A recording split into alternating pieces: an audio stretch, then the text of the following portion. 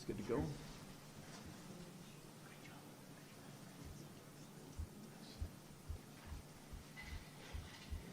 Yeah?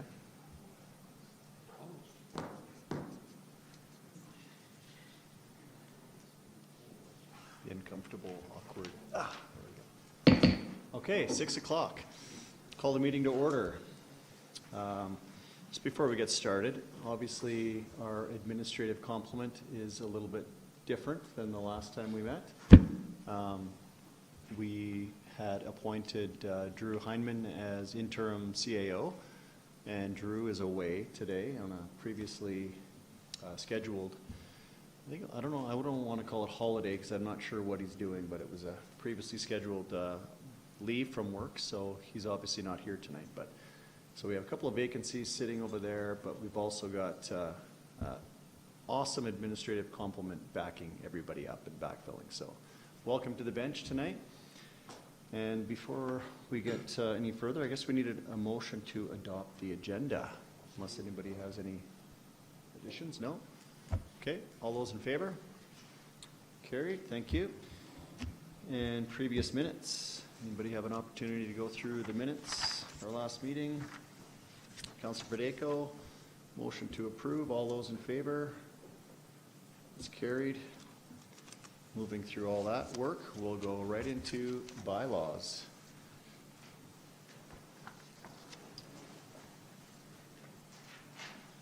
Mr. Weldon, what do we call you now? I am the acting GM of Development and Community Services. Welcome. Thank you. Okay.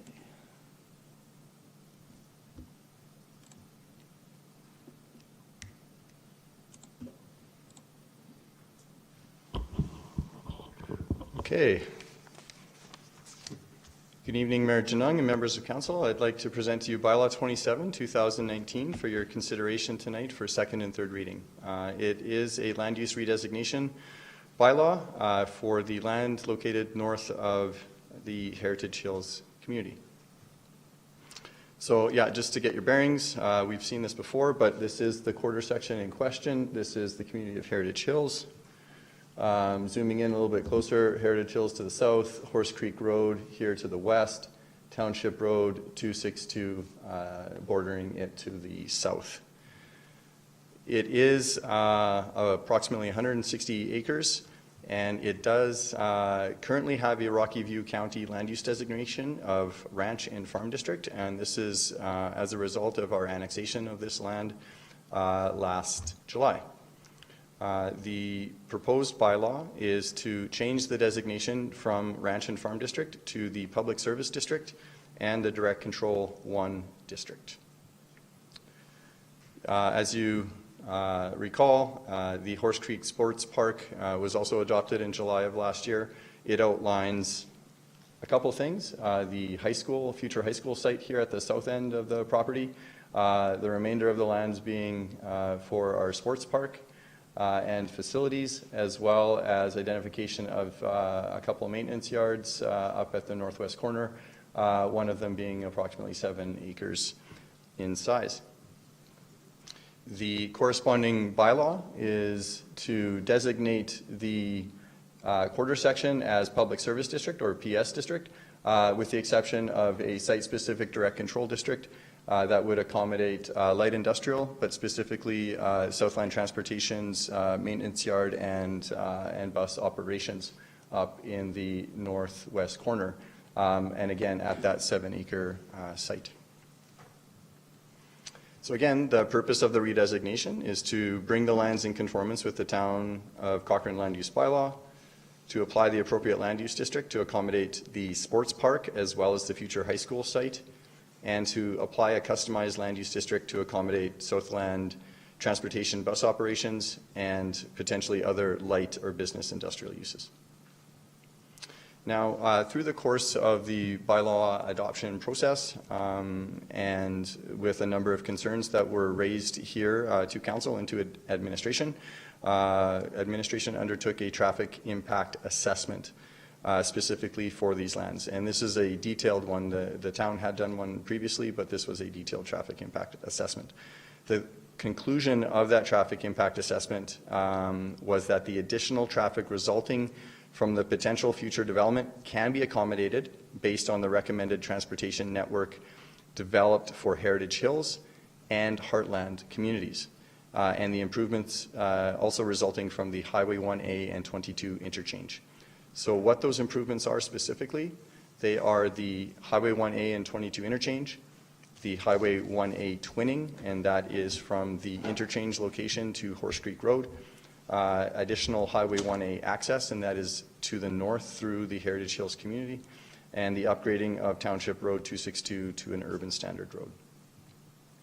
This is a slide from the traffic impact assessment, and this is just outlining where those specific road improvements are. So as I mentioned, this is the new interchange location. So the twinning from here to Horse Creek Road, which goes north. The additional east side access north into the Heritage Hills community, Also the upgrading of the Township Road 262. I'll also note that this connection here is missing. This is Range Road 43. This road is remaining, obviously, but it is not shown in this graphic due to the closing of this access at Highway 22. So Range Road 43, the access onto Highway 22, which is currently there, will be closed when the interchange project proceeds. Again, this is just outlining the future interchange and the highlighting the closure of that access at Range Road 43 here. Some additional information, additional infrastructure. I'll just go to the last point, and that additional infrastructure is needed to service the northwest portion of the subject lands, and this was based on a servicing study that was also conducted. So just going back to the aerial photo, which you can't see from the aerial photo, I'll show you a photo here that demonstrates the grade difference between the south end of the site and the north end. There is a increase in grade going from south to the northwest, but generally also from the south to the north as well. This is a photo that was taken to the site, so you can see there is, although it is very gradual, there is a slight grade change here on the east side of the property. And if you look to the, or sorry, on the west side, excuse me, on the northeast side, you do see that grade change up into the northeast corner over here. But there is a grade increase from south to north. Because of that grade change, there is additional infrastructure that's needed from a servicing perspective. There are what's known as pressure zones, and pressure is needed to, obviously, for utility services such as water to move uphill. And there is an additional pressure zone for that northwest corner, which is where the future direct control district would be located. And there's significant costs and infrastructure that's needed to service that particular area when compared to just the southern area and the mid areas of the site. So as a result of the traffic impact assessment that had said that the additional infrastructure for the roads, the upgrading of 262, the twinning of Highway 1A, and the additional access into north into the Heritage Hills community, as well as the closing of the access from Range Road 43 onto Highway 22, and the additional servicing infrastructure and costs associated with that to service the northwest corner of the site. Administration is recommending that the bylaw be amended to delete the Direct Control District 1 from the bylaw and apply the Public Service District to the entire quarter section.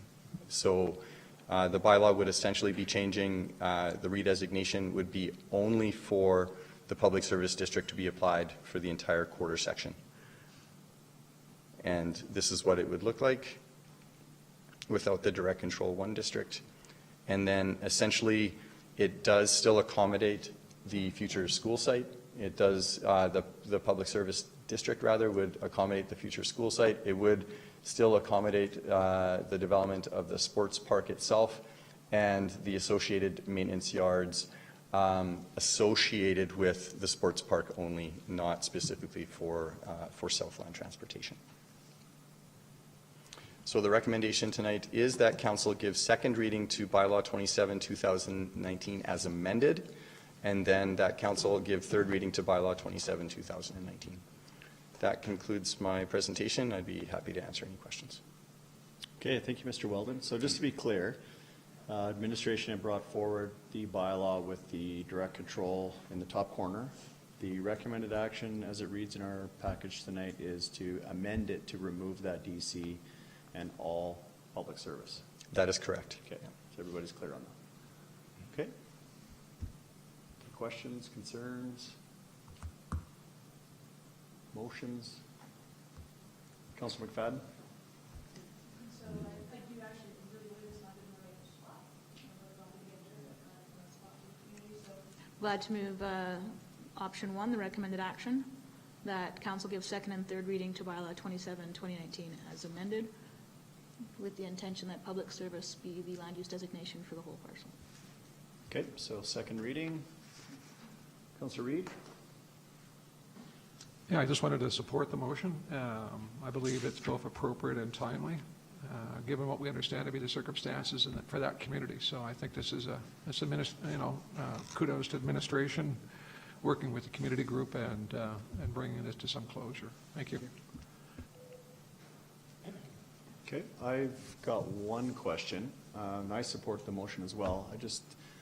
Throughout the public hearing we heard, and you have listed as part of the upgrades required for the area as the twinning of 1A.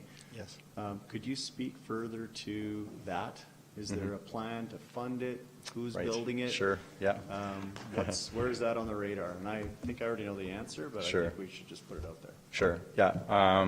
Yeah, that's a good point. So with the interchange project itself, Highway 1A to the west of the interchange is proposed to be twinned, but not all the way to Horse Creek Road. It is proposed to be twinned for a couple hundred meters, if that, I'm thinking, to the east before going back into what you have there today. So basically two lanes, so for twinned to two. So that's included in the interchange project as it stands right now. So to twin the remainder of the area to the Horse Creek Road, that is not in the current project. That is not currently in the budget for the town as well. We do not have plans to upgrade that. And that would be basically, as it is in provincial jurisdiction as well, as it stands, it is a provincial highway. It would be a future consideration for that twinning through the provincial budget. So while the traffic impact assessment says we're good to go with all these upgrades, there's no definite timeline for those upgrades to even occur. That is correct. So for that reason, that's why I would be supporting the motion as amended, or the bylaws amended, sorry. Councillor Federico. Thank you for the information. I am too in support of this. I think that the residents spoke loud and clear. I think that they had a lot of good data to be able to back up some of their issues that they had. When it comes to Southland, because obviously we've heard from the residents, is there a plan to continue to work with Southland to be able to find them a parcel of land? And also, I guess maybe how did they take this coming forward? I mean, obviously, they don't know how we're going to decide right now, but Sure. Yeah. obviously you've probably had this conversation with them that this might be the way that the vote goes. Right. Through the mayor to Councillor Federico, unfortunately, I'm not able to answer your second part of your question. I wasn't involved in the conversations with the representatives from Southland Transportation, so I can't comment on that. But I do know that administration is still continuing working with them on locating another site within the town. So that work is still ongoing. Administration still is working with them on that. But as for the reaction tonight on the recommendation, I haven't spoken with them personally, so I am not sure.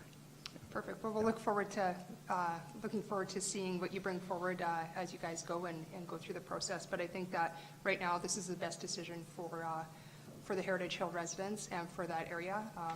just from a traffic standpoint and everything else that goes along with it. Great.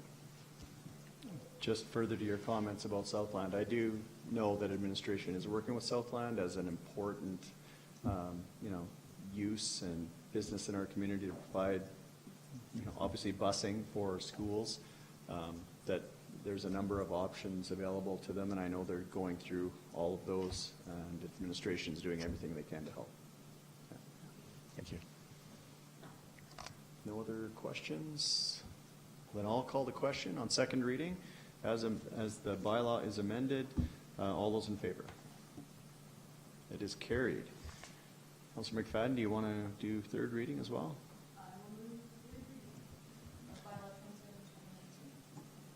All those in favor? Carried. Thank you, Mr. Weldon. Thank you.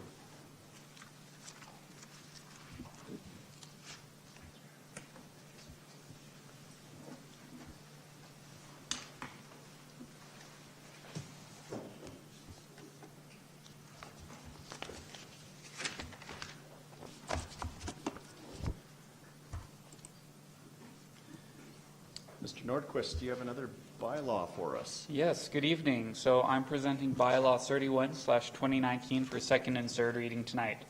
So this is for the Southbow Landing Road closure. As a refresher, this bylaw is proposing to close a portion of an undeveloped road allowance along the south boundary of the south half of 262545.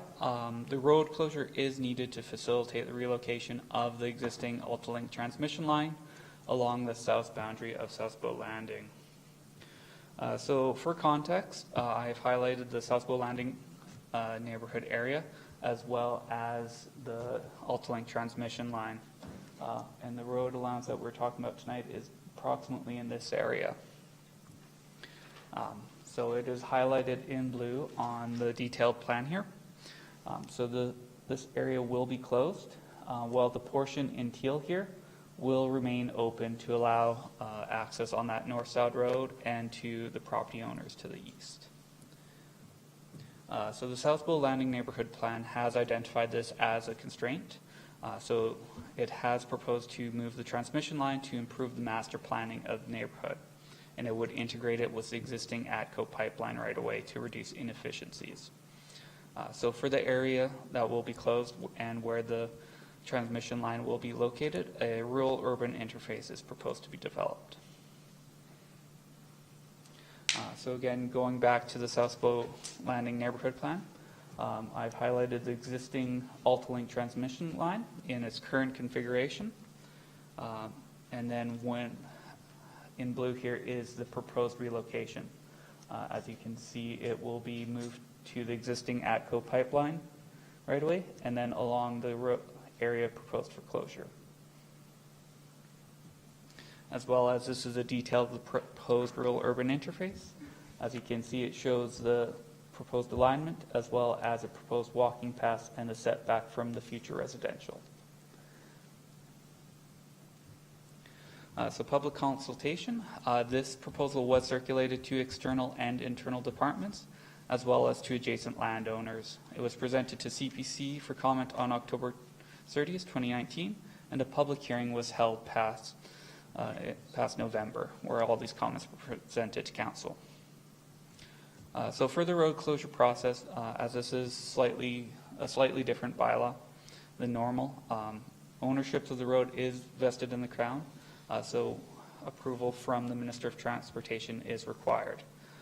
There are 3 steps that we must go through first, which is to give the road closure bylaw first reading, advertise the road closure bylaw, and then give opportunity for any person affected to be heard by council. So these steps now have been satisfied, and the Minister of Transportation has approved the bylaw. So if the bylaw is adopted tonight, the identified areas will be closed and will become a fee simple parcel. Upon receiving titles, the town will designate this land as public service to support the relocation of the Ultralink transmission line. So administration is recommending that council give second and third reading to Bylaw 31/2019. Thank you. Thank you. And Council, any questions or a motion?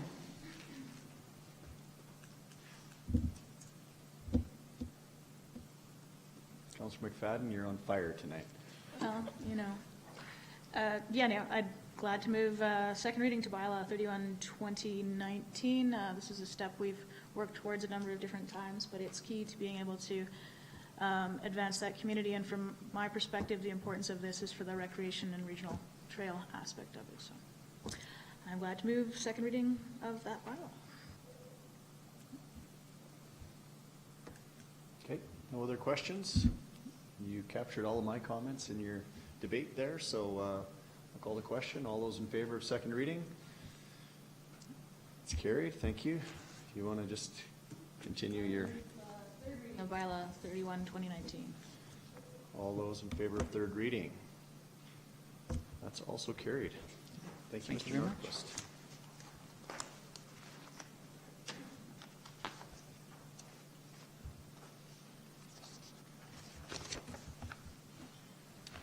James Walker Trail and Jack Tennant Memorial Bridge Project Update.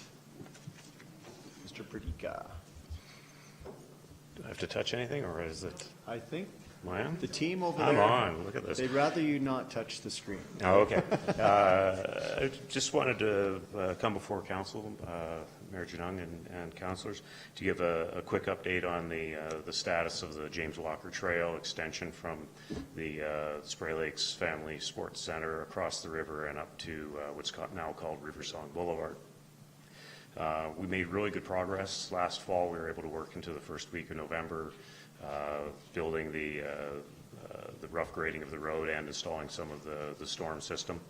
The bridge structure itself is also coming along very well. We've got all of the formwork is stripped, and we were able to open the area underneath the bridge for the winter for all of the public to use again as a dog park, which was an important thing for us to do. The future work that we have to do is we have to finish the rough grading on the roadway, bring it up to grade, finish the storm, install the lights, pave, and with the bridge we have some waterproofing, put the railings on. The approach slabs on the east and west side need to be constructed still, and all of that looks good to go.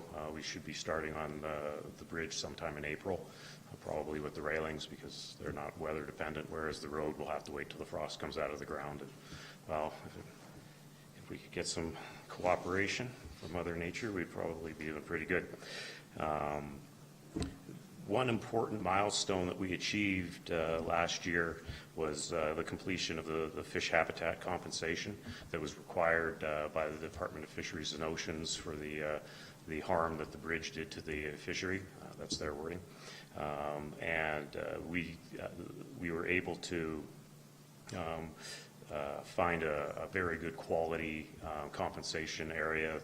There's a side channel that's just north of the Jim Uffelman Memorial Park that had been sedimented in and occluded and didn't flow very often, and so it became a very poor fishery habitat. And so we designed and constructed a new channel by deepening it so that the water flows continuously, regardless of the levels that TransAlta lets out of the Ghost Dam, and also included 3 deep pools for the fish to migrate into when it's hotter out or when it ices over, so that they aren't stranded and there's less fish fatalities in the summer and in the winter on the channel. It seems to be working quite well. It looks really nice. Also, as part of that, the Department of Fisheries and Oceans has reviewed and accepted the construction report for the habitat compensation, and will be returning the letter of credit to the town that was authorized under Bylaw 28/2018, and that should be back either now